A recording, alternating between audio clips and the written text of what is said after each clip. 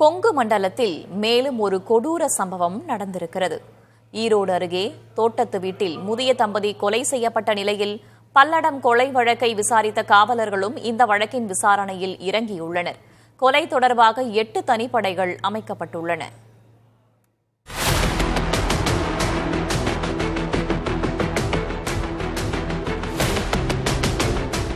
ஈரோடு மாவட்டம் சிவகிரி அருகே விளக்கேத்தி என்ற கிராமத்தில் உள்ள இந்த தோட்டத்து வீட்டில் 75 வயது ராமசாமி, 60 வயது பாக்கியலட்சுமி தம்பதி வசித்து வந்தனர்.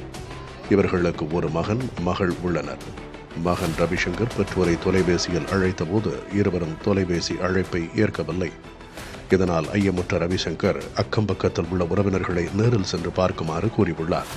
அவர்கள் நேரில் வந்து பார்த்தபோது ராமசாமியும் பாக்கியலட்சுமியும் கொடூரமாக கொல்லப்பட்டது தெரிய வந்தது.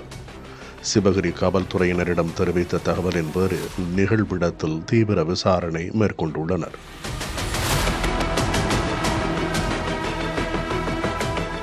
இறந்தவர்களின் உடல்களில் புழுக்கள் மற்றும் உடல்கள் உப்பி இருந்ததால் கொலை செய்யப்பட்டு ஒரு வாரமாக இருக்கலாம் என்றும், அறையில் உள்ள சுவற்றில் இரத்தக்கரைகள் மற்றும் பொருட்கள் சிதறி கிடப்பதால் ஆதாயத்திற்காக கொலை செய்யப்பட்டிருக்கலாம் எனவும் சந்தேகிக்கப்படுகிறது.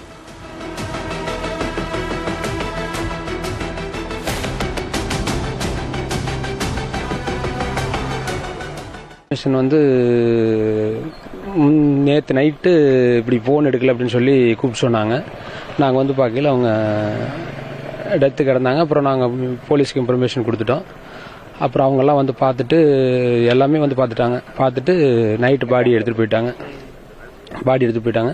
போலீஸ் நல்லா சப்போர்ட் பண்ணியிருக்காங்க. இன்னும் வந்து இது என்ன என்கொயரி என்னங்கிறது பார்த்து சொன்னாங்கன்னா இன்னும் பரவாயில்ல. பவுனு 5 பவுனு கிட்டத்தட்ட இருக்கும். எது கொடி, செயின், தோடு, மோதிரம் அதெல்லாம் எடுத்து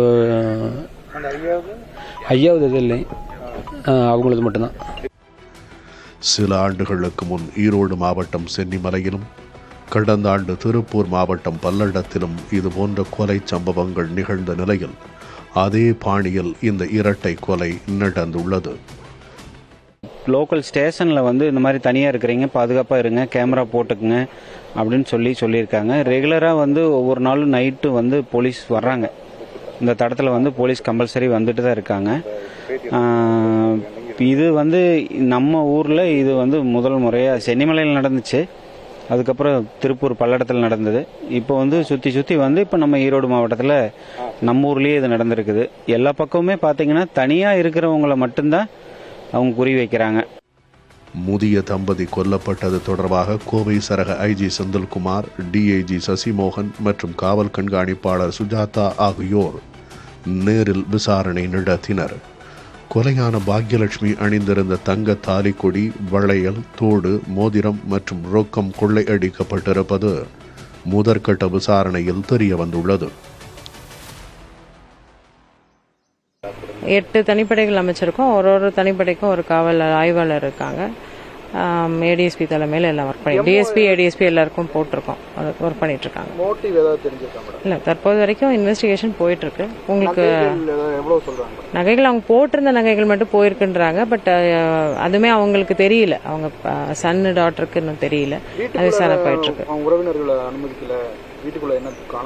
இல்ல, அவங்க சன் வந்தார், அவர் பார்த்து தான் கம்ப்ளைண்ட் கொடுத்திருக்காரு. அவர் தான் கம்ப்ளைண்ட்.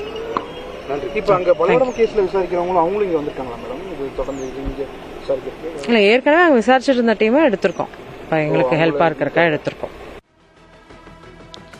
ராமசாமி, பாக்கியலட்சுமி தம்பதி வீட்டில் வளர்த்து வந்த நாய் 15 நாட்களுக்கு முன் உயிரிழந்தது. அதனை தொடர்ந்து இத்தம்பதி கொல்லப்பட்டிருப்பதும் ஐயத்தை ஏற்படுத்தியிருக்கிறது. இந்நிலையில் குற்றவாளிகளை கைது செய்ய வலியுறுத்தி உடல்களை வாங்க மறுத்து உறவினர்கள் போராட்டத்தில் ஈடுபட்டனர். பேச்சுவார்த்தைக்கு பின் உடல்களை வாங்க உறவினர்கள் ஒப்புக்கொண்டனர். புதிய தலைமுறைக்காக ஈரோட்டிலிருந்து செய்தியாளர் மணிகண்டன்.